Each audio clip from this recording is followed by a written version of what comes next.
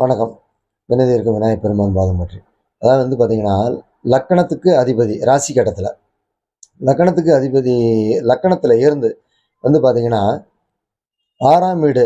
ஆறாம் வீடுனாலே உங்களுக்கு ருணரோக சத்துருக்கள், எதிரிகள், கடன், வம்பு, வழக்குன்னு சொல்லுவாங்க. இந்த வீட்டில் பார்த்தீங்கன்னா, சுப விஷயங்கள் என்ன இருக்குது அப்படின்னு கேட்டிங்கன்னா, அதாவது எல்லாமே தீமையான கிரகங்கள்னு சொல்லக்கூடிய கிரகங்கள். அதாவது பார்த்தீங்கன்னா, ராகு பகவான், கேது பகவான், அதாவது சனி பகவான், பார்த்தீங்கன்னா சூரிய பகவான், செவ்வாய் பகவான், அடுத்து பார்த்தீங்கன்னா காலச்சக்கரத்துக்கு 6ஆம் வீட்டுக்கு அதிபதி புதன் பகவான்.